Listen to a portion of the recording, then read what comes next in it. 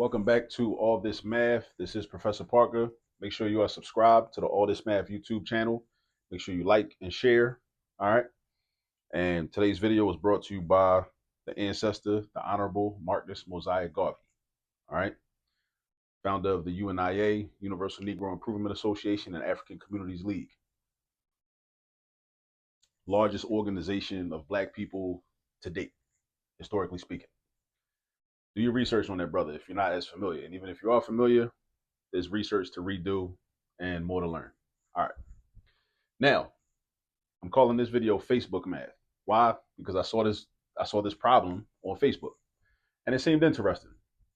And the reason I really wanted to do this problem in the video is because this problem actually initially stumped me. I did not know how to do this problem at first. All right. Let me put my water down.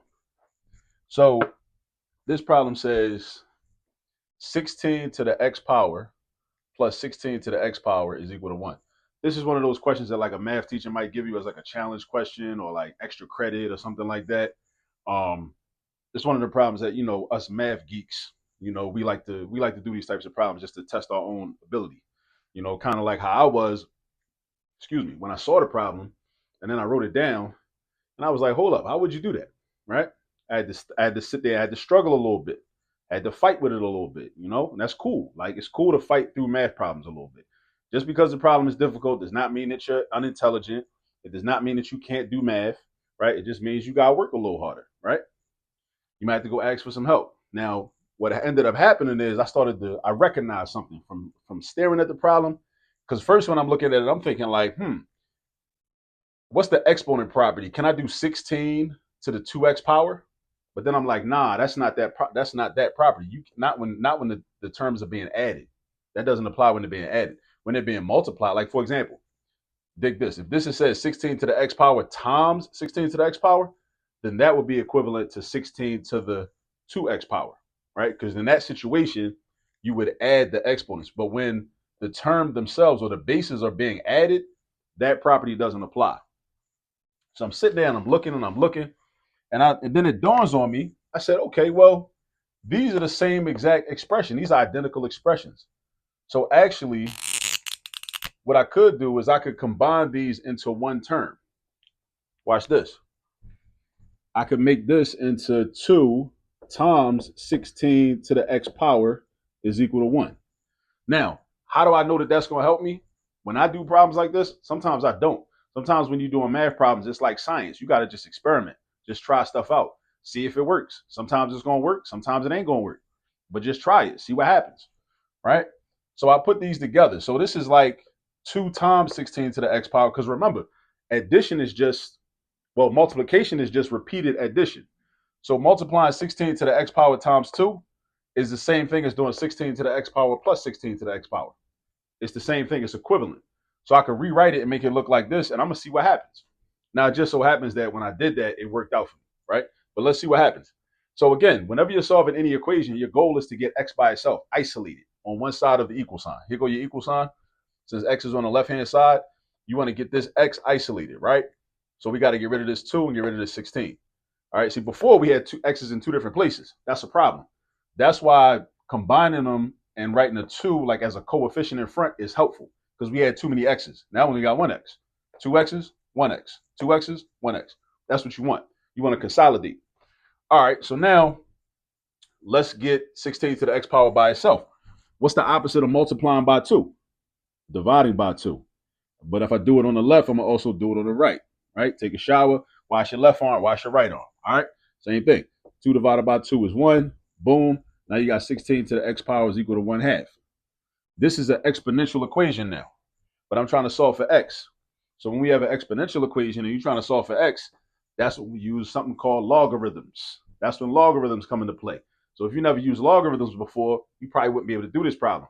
So whenever you're trying to solve for an exponent, when your variable is an exponent, we use logarithms. That's what we do. We use logarithms. Now, 16 to the x power equals 1/2 in logarithmic form, because this is exponential form. That's what this is called, exponential form, when your variable is in the exponent. The inverse of that is logarithmic form, So basically what we do is we say this. We write log, which stands for logarithm, right? And then we take the base of the expression we're dealing with, this 16 to the x power. The base is going to be 16, right? And then the argument, which is what this expression is equal to, we call that the argument, is going to be 1/2, and then that's equal to the exponent. So the purpose of logarithms is to figure out what the exponent is. And in this problem, we want to figure out what the exponent is, right? So we got log base 16, because 16 was our base in this expression, right? Base exponent, base exponent, base exponent. And then of the what we call the argument, what the number raised to the exponent is equal to is called your argument. So that's 1/2. But in logarithm form, you're looking for the exponent. That's why it's equal to the exponent, which is x. In exponential form, you're looking for what the base to that raised to that power is equal to. All right.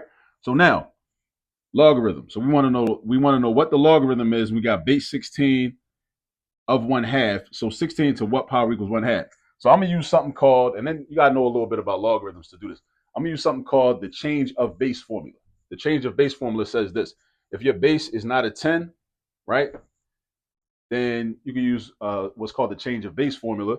So it looks like this: you take the log of the argument or the big number, right, log of 1/2, divided by the log of the base, which is 16, is equal to x. Now, when I say the log, notice I didn't write a base right here, and I didn't write a base right here.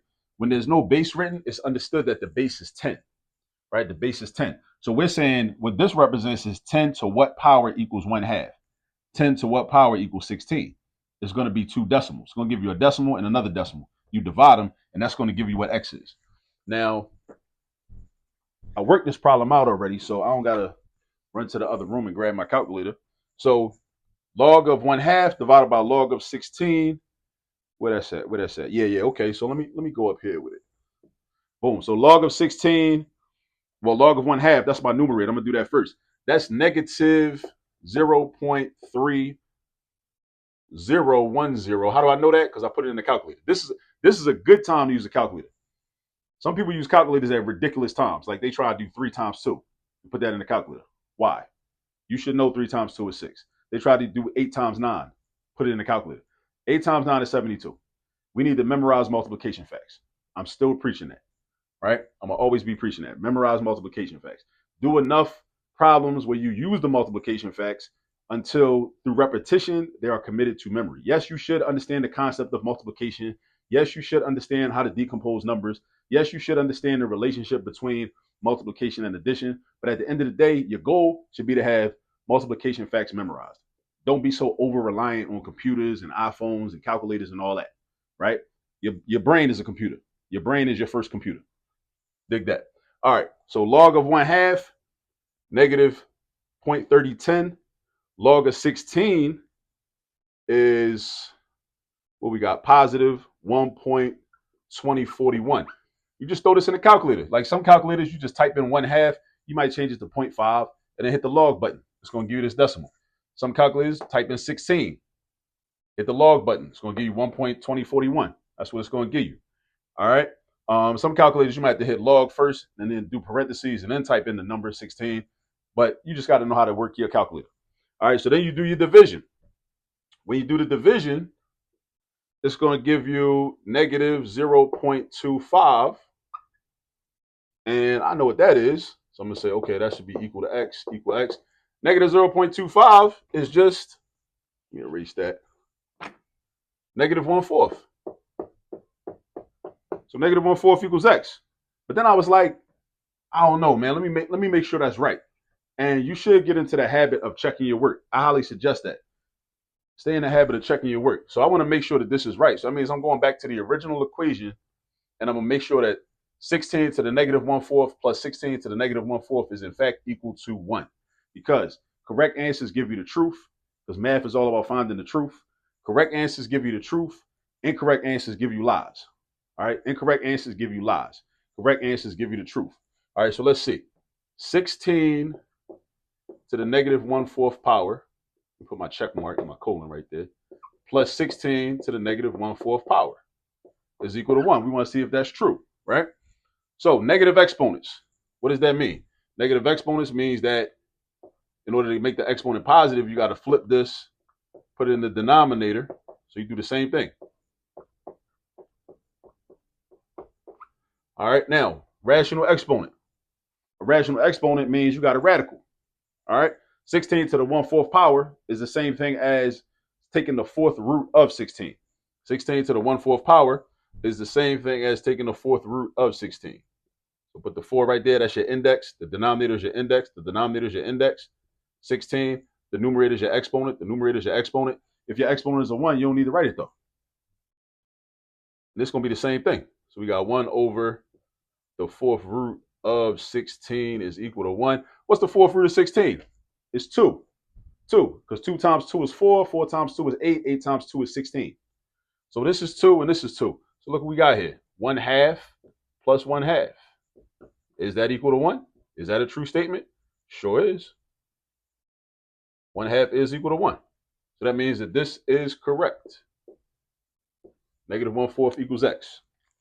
So this is I like problems like this. I like problems like this. This problem was solid because you had to first think, you know what I'm saying? Like I had to think like, yo, like how do I do this? Like, you know, because I didn't know it first when I looked at it. I didn't know it first when I looked at it. But that's, you know, it's good to challenge yourself like that. It's good to challenge yourself, you know? And I do a lot of math, you know, but you know, sometimes I don't really know how to do the problem. Sometimes I forget. And then I just had to experiment, you know. But you got to understand logarithms and exponential notation, exponential equations and logarithmic equations as well. All right. So learn about logarithms. If you haven't really done logarithms, learn about logarithms. They're inverses. Logarithms and exponents are inverses of each other. All right. And always check your work. Always check your work. So we verified that the negative 1/4 is in fact equal to x. All right. So that's about it. Shout out to Marcus Garvey. Shout out to the UNIA and practice your math. I'll see you on the next video.